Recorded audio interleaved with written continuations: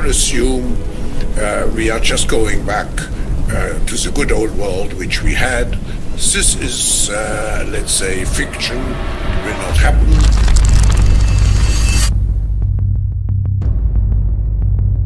Now is the historical moment, the time, not only to fight the real virus, but to shape the system.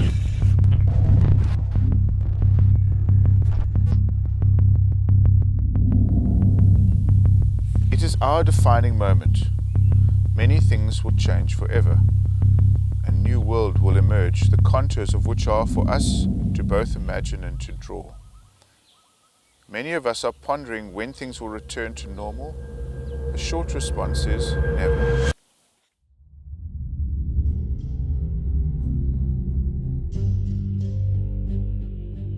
Dokumentärfilmen Monopoly, Who Owns the World, belyste en intressant aspekt utifrån ägarstrukturen av världens stora börsföretag. Det är flera fondjättar, alltså företag som har som företagsmodell att investera i andra företag, som har ett enormt ägande och inflytande på alla våra börsnoterande företag. De här äger allt ifrån big tech till livsmedel till allting annat som produceras och saluförs. De största av dessa fondjättar är BlackRock och Vanguard. De har ett ägarinflytande inom allt som är värt att äga. Och ni kan se ägandet själva med hjälp av öppna källor såsom Yahoo Finance. De här fondjättarna är alltså inte bara ägare av globala storföretag, utan de är även ägare till hela industrier och till vad som synes är konkurrerande företag.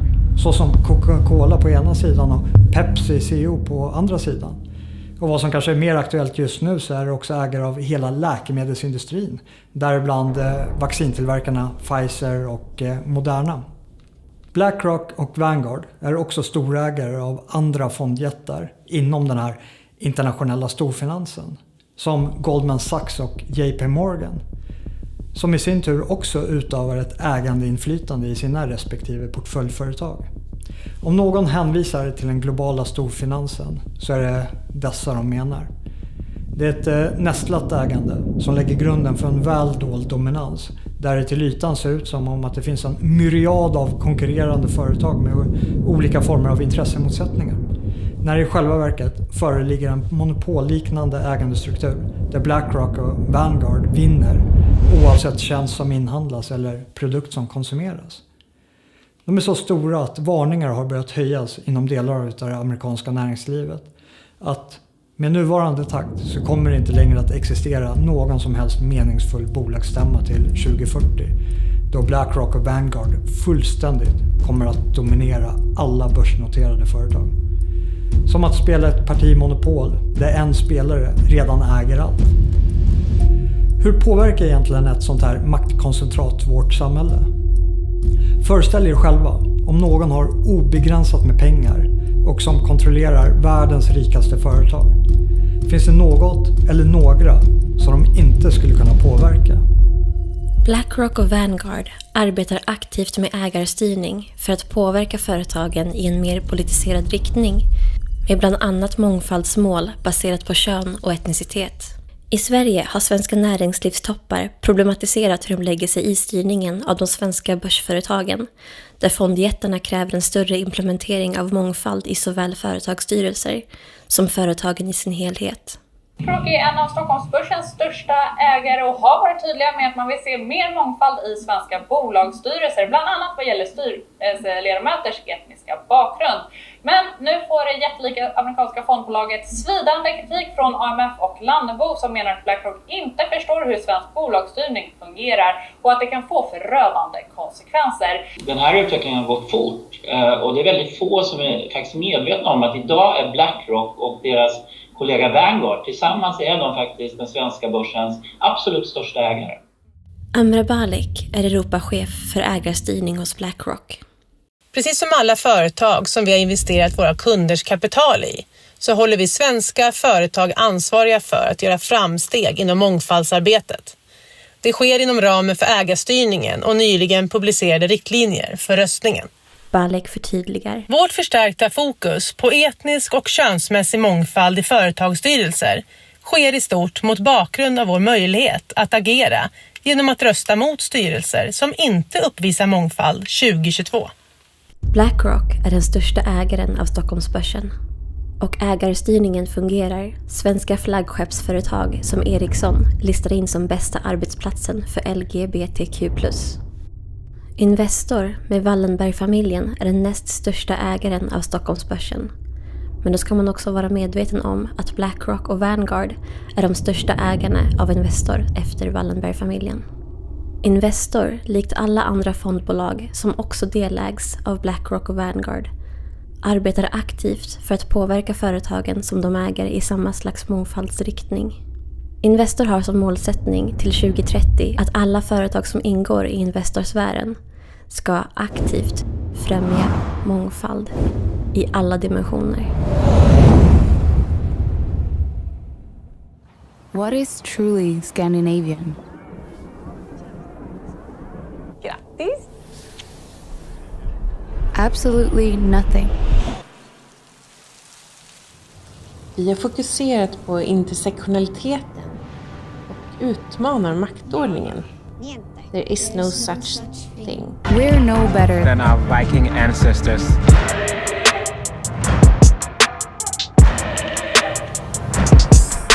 Absolutely nothing.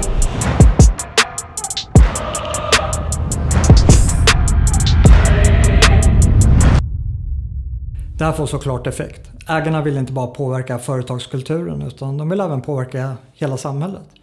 Migration, mångfald och mångkultur löser helt enkelt upp gränserna. Den nationella identiteten och den egna kulturen. Det finns inte längre ett tydligt oss. Och det underlättar för den globalistiska agendan där självständiga nationer bara är ett hinder. De har helt enkelt söndrat för att kunna härska.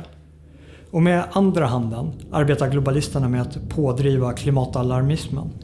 Klimatfrågan är ett gränslöst hot, vilket innebär att det är lätt att hävda gränslösa lösningar. Alltså mer av globalism och överstatlighet, där vi på grund av en uppiskad rädsla för klimathotet ger bort mer av vårt självbestämmande. Och de som ifrågasätter och gör motstånd mot den här agendan svartmålas utav medien som klimatförnekare och för att sprida desinformation och fake news av en media som i stor utsträckning ägs av samma stora internationella finansbolag som i grund och botten också är det som kritiseras. Och då kan det ibland låta väldigt skriptat, även fast det till synes skulle vara konkurrerande nyhetsförmedlare. But we are concerned about the trouble and trend of irresponsible, one-sided news stories plaguing our country. The sharing of biased and false news has become all too common on social media. More alarming, some media outlets publish these same fake stories without checking facts first. The sharing of biased and false news has become all too common on social media. More alarming, some media outlets publish these same fake stories without checking facts first. Unfortunately, some members of the media use their platforms to push their own personal bias and agenda to control exactly what people think. And this is extremely dangerous to our democracy. This is extremely dangerous to our democracy. This is extremely dangerous to our democracy. This is extremely dangerous to our democracy. This is extremely dangerous to our democracy. This is extremely dangerous to our democracy. This is extremely dangerous to our democracy. This is extremely dangerous to our democracy. This is extremely dangerous to our democracy. Det här är extremt farligt för vår demokrati. Amazon has transformed its operations in response to COVID-19 to protect employees and keep packages flowing. The company is keeping its employees safe and healthy while still delivering those packages to your doorstep. The company is keeping its employees safe. Keeping its employees safe. The company is keeping its employees safe. Millions of Americans staying at home are relying on Amazon. Enda sättet att prisas av mainstream media är helt enkelt att spela med på globalisternas agenda. Vill du vara en respekterad samhällsmedborgare som inte svartmålas, eller om du vill göra någon som helst karriär värt namnet, så finns det vissa saker du inte får motsätta dig. För om du inte ger läpparnas bekännelser till såväl mångfaldsmålen som klimatmålen, så kan du omöjligen klättra inom något börsnoterat företag. Den globala storfinansen påverkar såväl den nationella som den internationella politiken genom deras medieägande och genom politiseringen av alla deras företag Men de använder sig även av andra plattformar för att nå direkt in till det politiska ledarskiktet. En sådan plattform är Bilderberggruppen. Högt uppsatta politiker kallas till årliga möten med den finansiella eliten under mycket stort hemlighetsmakeri. Ser du ett problem med att man som folkvald politiker deltar i slutna sällskap där allmänheten inte har insyn i vad som ställs på programmet? Nej, det ser jag inte. Så det är inget demokratiproblem att folkvalda politiker deltar i Bilderbergmötet till exempel som du har gjort? Nej. Vi har till exempel riksdagens utskott stängda de också till exempel. Så att vi har ju mycket sånt. Svenska regeringens sammanträde är också slutna, de är inte öppna för allmänheten. Det är några få familjer som dominerar den här sfären, däribland familjen Rothschild och familjen Rockefeller. Och från Sverige så är det familjen Wallenberg, och i Bilderberggruppens styrkommitté ingår också Marcus Wallenberg. Så här uttryckte Bilderberg-medlemmen David Rockefeller sig i sina memoarer. Some even believe we are part of a secret cabal working against the best interests of the United States, characterizing my family and me as internationalists and of conspiring with others around the world to build a more integrated global political and economic structure. One world, if you will. If that's the charge, I stand guilty and I am proud of it. Nationalstaten står i vägen för den globala storfinansens vision om en gränslös värld, underställd deras direkta inflytande. Samma kritik mot nationen kommer också från en annan plattform som även den för samman den globala finanseliten med våra politiska företrädare. Med syftet för att bryta ner nationella intressen för att främja den internationella finanseliten. World Economic Forum är en medlemsorganisation för den globala storfinansen som ämnar tillgodose sina medlemmars intressen genom att vara en plattform som skär igenom samhällets alla delar så att medlemmarna når såväl politiker, intellektuella och andra ledare av samhället för att kunna förverkliga den globala agendan. Companies do pay to come here. They pay a lot actually. But when it comes to civil society, scholars, scientists, activists and the media, they come for free. Because healthy economies are about a lot more than big business. And we need diverse voices to make sure all sectors of society are involved in decision making. Klaus Schwab är ordförande för World Economic Forum och har lanserat begreppet The Great Reset, som innebär en omfattande global, social och ekonomisk omstart i samband med covid-pandemin. Klaus Schwab skriver i sin bok med samma namn, COVID-19 The Great Reset. At first glance, the pandemic and the environment might seem to be only distantly related cousins, but they are much closer and more intertwined than we think. They are global in nature and therefore can only be properly addressed in a globally coordinated fashion. Och den återkommande problembilden som målas upp av Schwab är the absence of global governance. Det är genom att fokusera på och blåsa upp gränslösa hot och skapa en rädsla för de hoten som gör att vi ger bort vårt självbestämmande. Deras mål är att vi inte längre kommer att vara nationella medborgare i olika länder utan vi ska betrakta oss som världsmedborgare under en global ledning. Det är inte helt otänkbart att anledningen till att World Economic Forum inte lanserade The Great Reset i samband med klimathysterin var för att vi aldrig blev tillräckligt rädda för klimathoten. För att gå med på de här tvångsåtgärderna som den här stora omstarten kräver. Däremot så lyckades de att blåsa upp den rädslan som behövdes i samband med covid-19. Varpå covid-19 också kan användas som förevändning till The Great Reset. Some leaders and decision makers who were already at the forefront of the fight against climate change may want to take advantage of the shock inflicted by the pandemic to implement long-lasting and wider environmental changes. They will in effect make good use of the pandemic by not letting the crisis go to waste. Now is the historical moment, the time. This pandemic has provided an opportunity for a reset. It is an opportunity we have never had before and may never have again. We must not miss this unique window of opportunity. Till skillnad från Bilderberggruppen så är World Economic Forum en mer öppen plattform där agendan propageras utåt. Det handlar om att styra narrativet. World Economic Forum ska vara i kontroll över berättelsen som ska förmedlas till världens befolkning. We are here to develop the great narrative a story for the future. We will look how we imagine, how we decide, how we execute the great narratives, how we define the story of our world for the future. Det stora narrativet är att covid-19 är ett gigantiskt öppningsfönster för att genomföra den här stora omstarten. Det handlar inte om att komma ur pandemin tillbaka till vad vi uppfattar som ett normalläge, utan vi ska in i ett nytt normal som tar sin början med en omstart.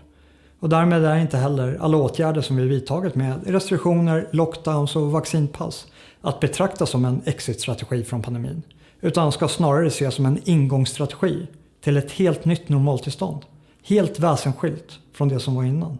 The pandemic gives us this chance. It represents a rare but narrow window of opportunity to reflect, reimagine and reset our world. Really to create a great narrative for humankind. Many of us are pondering when things will return to normal.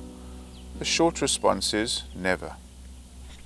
Att de här åtgärderna som World Economic Forum och deras samarbetspartners har infört inte handlar om vår hälsa blir extra tydligt hur Schwab beskriver covid-19 i sin bok. The corona crisis is one of the least deadly pandemics the world has experienced over the last 2,000 years. The consequences of COVID-19 in terms of health and mortality will be mild compared to previous pandemics. It does not constitute an existential threat or a shock that will leave its imprint on the world's population for decades. Någonting som däremot kommer att lämna ett avtryck hos världens befolkning i en oöverskådlig framtid är de permanenta förändringar som World Economic Forum vill genomföra.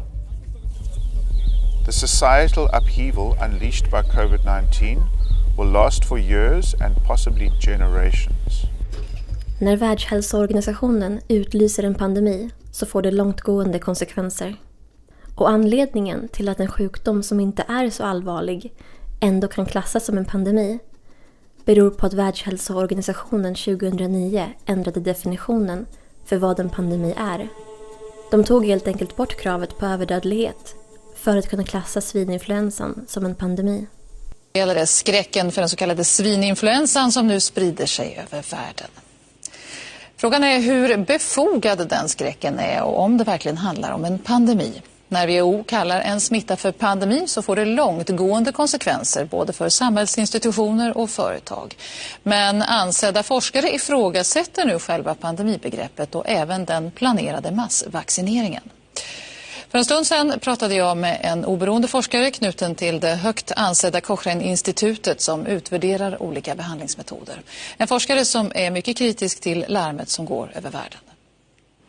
This one seems to be a pretty mild form of disease, so I'm not sure that I understand all this worry, but there may be good reasons for it.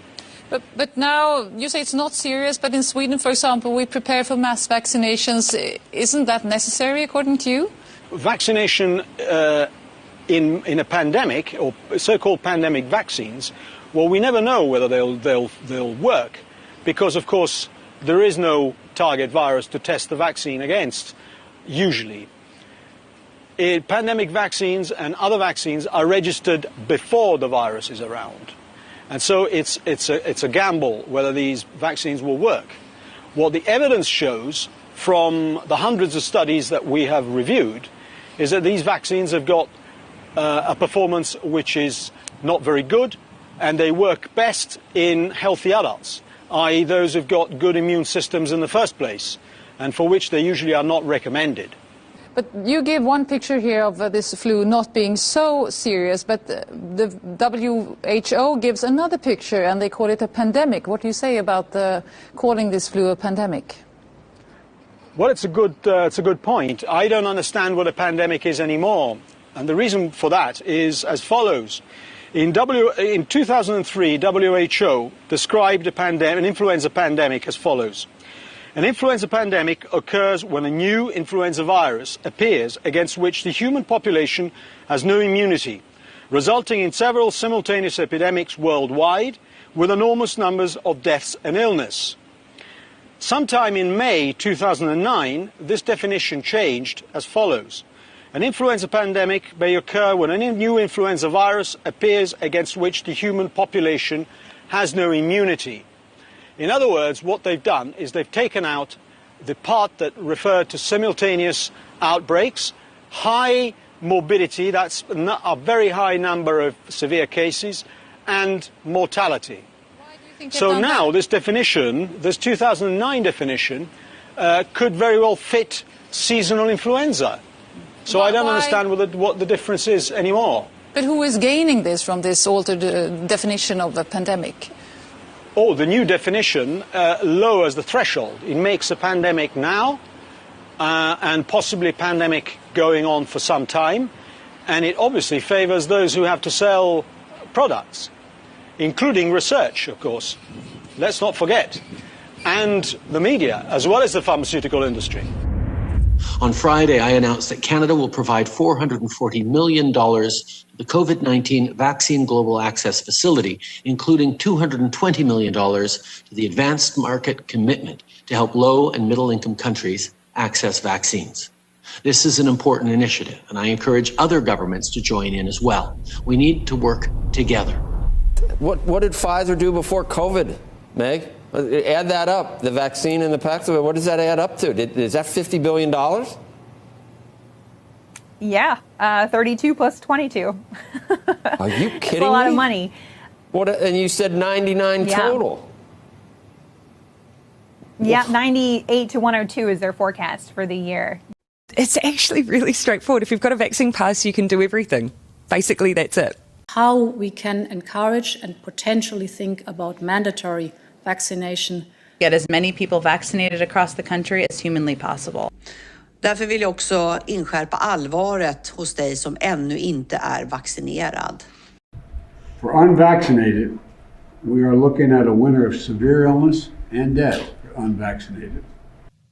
For the unvaccinated, you're looking at a winter of severe illness and death.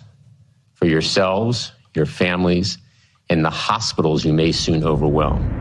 If you are anti-mandate, you are absolutely anti-vax. I don't care what your personal vaccination status is. If you support, champion, give a green light, give comfort to, support anybody who argues against the vaccine, you are an anti-vaxxer. Absolutely. Your personal vaccination status is utterly irrelevant. And if you are out there in any way, shape or form campaigning against this mandate, you are absolutely anti-vax. If you say pro-persuasion, stuff it, shove it. We are absolutely going to make sure as many Territorians as possible are vaccinated. That is our best protection against this thing. You're going to be able to get your vaccine as soon as you turn 5. And I know you're excited and I know you're eager. In some places across the country, you can even start making your appointment now for shortly after your birth. This is not about freedom or personal choice. If your child is 5 years of age and older, please get them vaccinated. We need to protect the children. 50 million planned doses scrapped after triggering false positive results for HIV. As in science, things don't always go right. It's certainly a tough day for the team. The UQ vaccine applied a molecular clamp closing the coronavirus spikes using an HIV protein which falsely triggered infection markers. Vaccine expert Professor Nikolai Petrovsky says he raised the alarm early. Our feeling was it was too experimental a technology to be rolled out. Det är inte bara innebörden av pandemi och anti-vaxxer som har ändrats, utan även vaccin har fått en helt ny definition. You're not going to get COVID if you have these vaccinations. Our data from the CDC today suggests, that vaccinated people do not carry the virus, don't get sick, and that it's not just in the clinical trials, but it's also in real-world data. Now we know that the vaccines work well enough that the virus stops with every vaccinated person. A vaccinated person gets exposed to the virus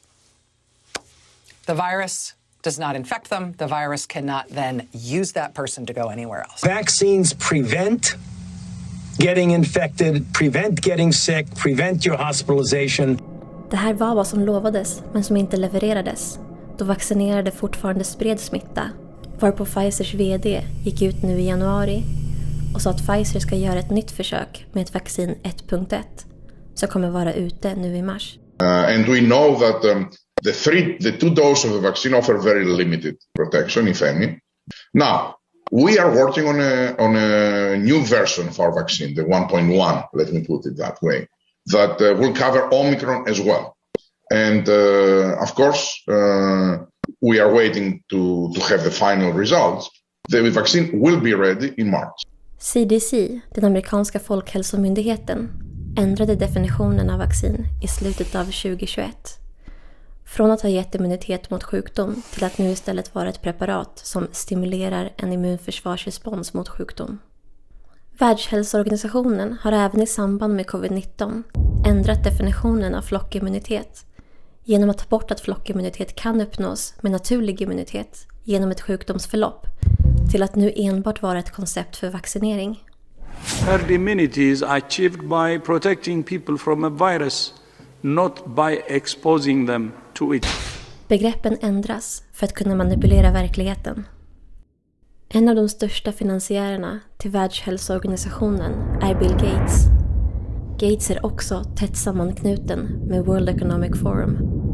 Med ena handen får Gates skattelättnader för pengarna han för in i Bill and Melinda Gates Foundation, som sen kan föra vidare de här skattefria pengarna till WHO.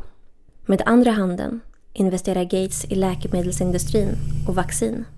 You've invested $10 billion in vaccinations over the last 2 decades, and you figured out the return on investment for that. And it kind of stunned me. Can you walk us through the math? But we feel there's been over a 20-to-1 return. So if you just look at the economic benefits, that's a pretty strong number compared to anything else. I think the numbers that you ran through were if you had put that money into an S&P 500 and reinvested the dividends, you'd come up with something like $17 billion, but you think it's $200 billion. Here, yeah. You know, helping young children live, get the right nutrition, contribute to their countries, that has a payback that goes beyond any typical financial return. Right. Världshälsoorganisationen utlyser pandemi och världens befolkning ska vaccineras.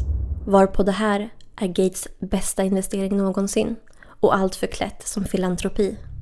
De stora globala företagen med BlackRock och Vanguard i ryggen har blivit ofantligt mycket rikare under pandemiåren.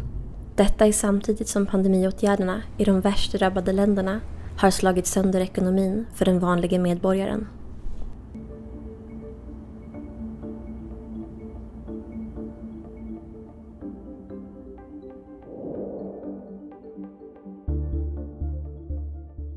Vid en allvarlig kris skapas ett handlingsfönster för policyförändringar, även om krisen är frammanipulerad, vilket är fallet med covid-19.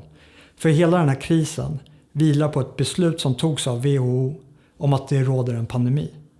Men det hade inte varit en pandemi om covid-19 hade skett innan 2009. Då hade covid-19 bara räknats som en extra tung säsongsinfluensa och hanterats som en tung influensa. Men idag är det en pandemi och hanteras som om det vore den farligaste pandemin som vi någonsin haft. Vidden på de åtgärder som vidtagits saknar historiskt motstycke. Det här handlingsfönstret för makthavarna gör att de kan genomföra policy som de annars aldrig hade kunnat genomföra. De använder helt enkelt den här krisen som förevändning till att implementera nya regler och förhållningssätt som medför att när vi väl lämnar krisen och söker ett avslut så lämnar vi det gamla normalläget bakom oss och vi träder istället in i ett nytt normalläge där de här förändringarna som har genomförts lever kvar som det nya normala. It is our defining moment. Many things will change forever. A new world will emerge, the contours of which are for us to both imagine and to draw. Schwabs och World Economic Forums vision går så långt att de behöver använda andra världskrigets världsomdaning som jämförelse till vad The Great Reset kan komma att innebära. World War II could even so be one of the most relevant mental anchors in the effort to assess what's coming next. World War II was the quintessential transformational war, triggering not only fundamental changes to the global order and the global economy, but also entailing radical shifts in societal attitudes and beliefs that eventually paved the way for radically new policies and social contract provisions. The magnitude of their transformative power is comparable. Both have the potential to be a transformative crisis of previously unimaginable proportions. Covid-19 används som språngbräda för att genomföra den största och mest omfattande förändringen någonsin och saknar helt historiskt motstycke. Och den närmsta jämförelsen är den globala och sociala förändringen som kom med andra världskriget. It's a tremendous responsibility which we have. So there's no other way. We have to live up to the expectations which we have created, and we will do so. Den stora omstarten innebär enligt World Economic Forum att vi ska bygga tillbaka bättre. Och samtliga av de tongivande politikerna som gått hårdast fram med covid-restriktionerna är inte bara medlemmar av World Economic Forum utan även skolade av dem genom deras program Young Global Leaders. What we are very proud of now is the young generation, like Prime Minister Trudeau, President of Argentina and so on, so that we penetrate the cabinets. So yesterday I was at a reception for Trudeau, and I know that half of this cabinet, or even more half of this cabinet, are for our actually young global leaders of the World Economic Forum. Chrystia Freeland är inte bara Trudeaus vice premiärminister. Hon är även styrelseledamot i World Economic Forum tillsammans med Klaus Schwab. I really believe COVID has created a window of political opportunity and maybe an epiphany. Wow. Yeah. Sorry. That's true in Argentina as well. It's true in Argentina, and it's true in France now. I'm with the president, with a young global leader. Och de använder sig alla av den centralt tillverkade catchphrasen Build Back Better som en del av den stora omstarten The Great Reset. Build back better from the COVID crisis. Build it back better. To come back stronger and build back better. Build Canada back better. You know what Donald Trump will do with 4 more years? Blame, bully, and belittle. And you know what Joe Biden will do? Build back better.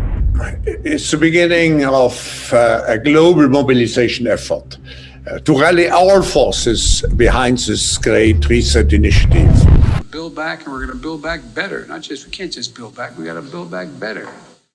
Now is the time to start building back better. History would look at this crisis as the great opportunity for reset. The Great Reset is a welcome recognition that this human tragedy must be a wake-up call. It is imperative that we reimagine, rebuild, redesign, reinvigorate and rebalance our world.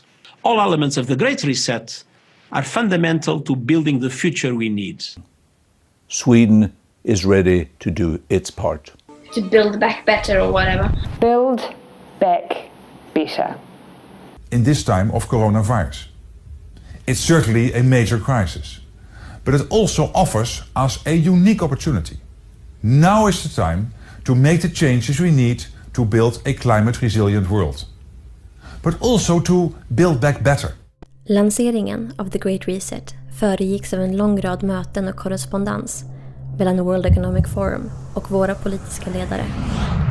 De nederländska myndigheterna har offentliggjort delar av korrespondensen mellan deras premiärminister, finansminister och utrikesminister med Klaus Schwab och World Economic Forum. Dear Minister, the discussions will focus on shaping policies for the post-COVID-19 era under the theme of the Great Reset. The Forum will work with your staff to ensure that your participation becomes a major force in shaping the Great Reset. I look forward to welcoming you in Davos. Klaus Schwab skickade även boken The Great Reset och premiärministern svarade Schwab med orden att boken är en hoppfull analys om en bättre framtid. Dear Professor Schwab, your book provides us a worrying, thus hopeful analysis for a better future. Premiärministern förnekade dock all kännedom om The Great Reset vid en utfrågning i det nederländska parlamentet. Voorzitter, steeds meer mensen zien dat het een grote leugen is dat het huidige coronabeleid ertoe dient om onze volksgezondheid te beschermen. Maar dat roept natuurlijk wel de vraag op waarom dan al die afschuwelijke maatregelen worden getroffen die onze hele manier van leven, onze hele samenleving kapot maken. Nu zijn er een aantal invloedrijke globalisten die naar eigen zeggen de coronacrisis zien als een enorme kans om onze wereld te resetten en dus een pervers belang hebben om deze crisis nog even voor te laten duren. En een van deze globalisten is de heer Klaus Schwab, oprichter en voorzitter van het World Economic Forum. En hij heeft ook een boek geschreven met als pakkende titel COVID-19, The Great Reset. En mijn vraag aan de demissionair minister-president is, hoe beoordeelt hij de inhoud van dit boek? De minister-president. Ik ken het boek niet, voorzitter. Maar ik zou de heer Vermeijeren willen adviseren om niet al te veel in al die conspiracy-theorieën. Ik kijk ze ook allemaal op YouTube. Ik vind het altijd fascinerend hoe dan uitgelegd wordt dat 9/11 niet heeft plaatsgevonden of dat het allemaal anders zit. Ontzettend knap in elkaar gezet. Maar het is meestal wat het is, een conspiracy-theorie. De heer Vermeijeren. Nou, het verbaast mij dat de eerste vraag die ik aan de heer Rutte stel sinds ik beëdigd ben als Kamerlid direct wordt beantwoord. Dank u wel, maar het verbaast mij dat die eerste vraag direct wordt beantwoord met een leugen. Ik heb namelijk een brief in mijn hand die dateert van 26 november 2020. En dat is een brief van de heer Rutte aan de heer Klaus Schwab, waarin hij de heer Schwab bedankt voor het toezenden van zijn boek. En dit noemt een hoopvolle analyse voor een betere toekomst. Zou de heer Rutte nog even kunnen graven in zijn geheugen? Het is nog geen half jaar geleden, dus ik weet niet hoe lang uw herinneringen actief blijven. Maar waarschijnlijk is dit nog wel ergens op te graven. En mijn eerste vraag opnieuw te beantwoorden en nu eerlijk, alstublieft. Nou, het eerlijke antwoord is dat dat een nette brief is. Waarin je helaas niet alle boeken die je toegestuurd krijgt van kaft tot kaft kunt lezen. Maar wel degene die je toestuurt een vriendelijke brief wil terugsturen. Nou, dan zegt de heer Rutte dus eigenlijk dat hij niet heeft gelogen tegen mij, maar tegen de heer Klaus Schwab. Visionen av The Great Reset är att vi ska lämna det gamla och komma in i det nya. Och det nya innefattar vad Schwab kallar stakeholder capitalism. Stakeholder capitalism innebär att de globala företagen inte bara ska ägna sig åt sin egen verksamhet, utan de måste även ta ett helhetsansvar för samhällets alla delar, med en emfas på social rättvisa, och detta oberoende av nationsgränser. We've reached a human crisis unlike any that we've experienced in the last 75 years. Meaning one side has too much, the other side will oppose it. We've done a lot of things to create the imbalances that we have today. COVID-19 has laid bare the systemic social inequities. Addressing these larger problems must become our priority. We have to make sure that the economy actually works for the people. It's not just about growth for growth's sake, but how we share that prosperity. The most important tools are education and technology. We are one community, and we have to remember that.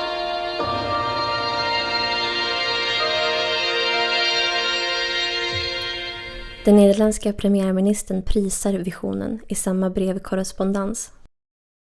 My good friend Professor Schwab outlines an inspiring way forward in making the global economy more equitable, sustainable and future-proof.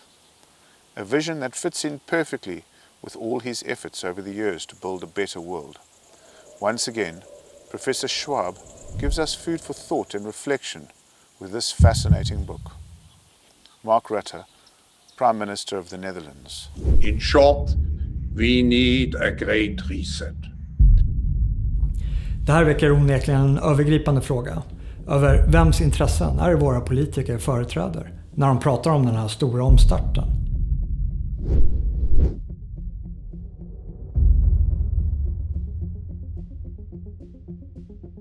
Hundratals miljarder av svenska skattemedel har under hans tid vid makten skänkts bort till internationella organisationer och andra stater. I många fall med oklara syften eller utan mätbar effekt. Nu när han lämnar posten som statsminister har han gjort klart att nästa steg i karriären blir utanför landets gränser. Kanske i någon av de organisationer han gett miljarder av svenska skattemedel. I vilken omfattning tror Stefan Löfven att hans givmildhet med våra skattemedel har krattat manegen för hans framtida karriär? Tack. Tack, statsministern. Tack, herr talman. Alltså den nivån på frågor är ju bara för bedrövlig. Vad vet du överhuvudtaget om detta? Jag kan säga till dig, jag har inga konkreta planer vad jag ska göra. Jag tänker ta mig tid. Och jag betackar mig faktiskt också från sådana spekulationer. Jag tänker faktiskt inte ens besvara det. Det är för låg nivå. Ursäkta mig. All elements of the Great Reset are fundamental to building the future we need. Sweden is ready to do its part. Allt under en global ledning där Schwabs uppdragsgivare inom den internationella storfinansen intar en särställning inom myndighetsutövningen genom deras företag.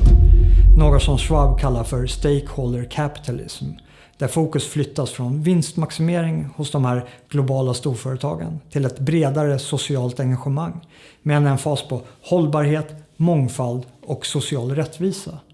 Alltså någonting som är helt i linje med Agenda 2030.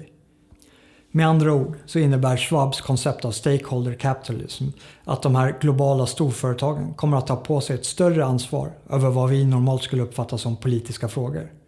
Alltså frågor som vi vanligtvis brukar rösta om, men som i det här scenariot kommer att axlas av anonyma fondjättar som vi vare sig har valt eller har insyn till. Jag kommer osökt att tänka på Ronald Reagans klassiska citat angående de mest skrämmande orden i det engelska språket. The 9 most terrifying words in the English language are I'm from the government and I'm here to help. Building back better means getting support to the most vulnerable while maintaining our momentum on reaching the 2030 Agenda for Sustainable Development and the SDGs. Canada is here to listen and to help. Den uppdaterade versionen av Reagans citat blir däremot att jag är från ett globalt företag med en anonymiserad ledning som är här för att hjälpa. Vaccinet är hjälpen vi får och vaccinet är en viktig komponent för den här globala omstarten. För vaccinet leder till vaccinpass och vaccinpass leder till den här utökade digitala infrastrukturen med ett digitalt ID som kan binda samman hela vår person, hela vårt jordliga väsen till en enda QR-kod. En region i Kina har redan infört ett digitalt ID som är kopplat till ett social credit score. Där staten avgör vad du får eller inte får göra beroende på om staten anser att du varit en god samhällsmedborgare som gynnat kollektivet. Everywhere she goes, Ouyang Haoyu is followed. What she buys, how she behaves is tracked and scored to show how responsible and trustworthy she is. It's called the social credit system, and in one version now being tested, a person's reputation is scored on a scale of 350 to 950. And Haoyu, with a good score of 752, is okay with it. In fact, most people are, and few here are willing to criticize it. Something that may pose a risk itself for a bad score and the life that comes with it. Journalist Liu Hu. He got a little too close to uncovering corruption among high-profile party members. After being sued for defamation by the subject of a story he'd written, he was blacklisted. But he only realized when he tried to buy a train ticket and was told he was banned from traveling. That tells me I'm still on the blacklist. Punished because he's been branded untrustworthy by the state. Once you're blacklisted, you can no longer get a bank loan, start a business, buy an apartment, or even send your children to a private school. In theory, everything can be taken into account in the social score.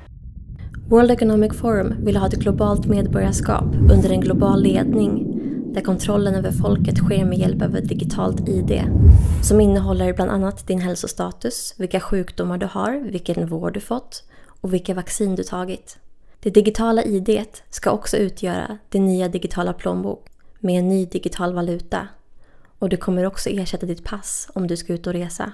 Und aus diesem Grund wird die Kommission demnächst eine sichere europäische digitale Identität vorschlagen.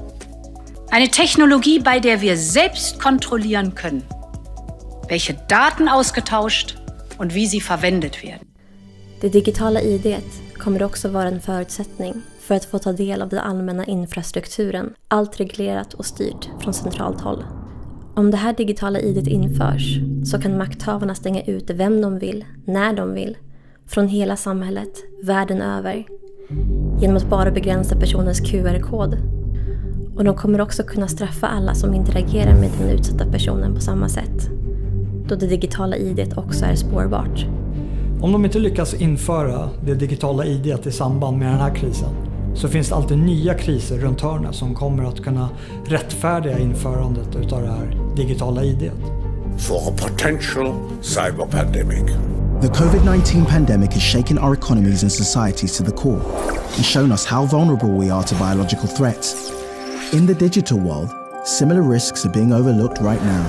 A cyber attack with COVID-like characteristics would spread faster and further than any biological virus.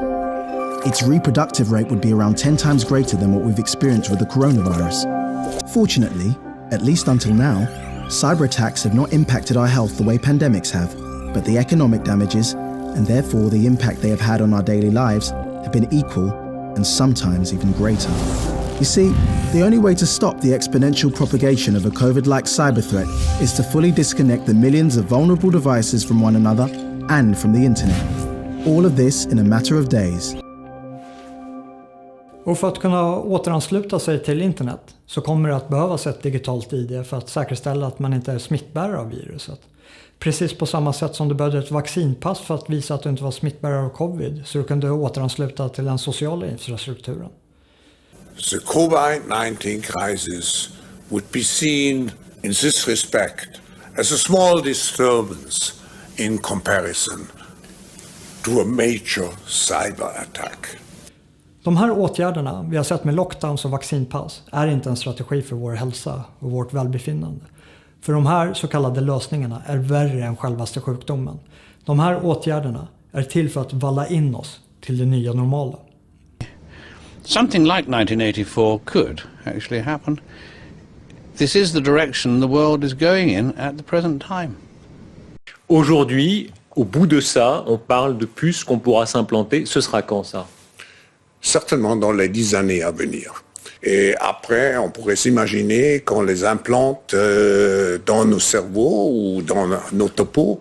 Et à la fin, peut-être il y a une communication directe entre notre cerveau et le monde digital. Ce que nous voyons, c'est une sorte de fusion du monde physique, digital et biologique. There is no digital without chips. And the European need for chips will double in the next decade. I just would like to highlight what you said about the European Chips Act, because it's a very important step to create the physical brain for digitalization and to have it located to a certain extent in Europe. And today, most of our supplies come from a handful of producers outside Europe. And this is a dependency and uncertainty we simply cannot afford. There will be no loyalty except loyalty to the party. But always there will be the intoxication of power. Always, at every moment, there will be the thrill of victory, the sensation of trampling on an enemy who is helpless. If you want a picture of the future, imagine a boot stamping on a human face forever. The moral to be drawn from this dangerous nightmare situation is a simple one. Don't let it happen. It depends on you.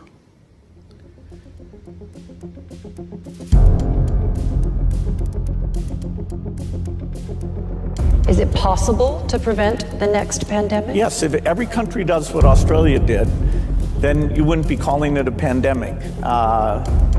That's all. We are grateful for the support of about 20 ADF personnel as well as army trucks to assist with the transfer of positive cases and close contacts. If I cross that yellow line, that I've broken the rule, I will be issued with a $5,000 fine. That's correct. Right. We could even do that now, but we're giving the warning first. Have a chat with you because the big fine, rather just do the right thing, yeah? So what did that experience make you think? Like what was your feeling about being in that situation with those people in control of your every movement? Oh, it's horrible. It's a horrible feeling. You feel like you're in prison. You feel like you've done something wrong. It's inhumane what they're doing. Like you are so small. They just overpower you, and you're literally nothing.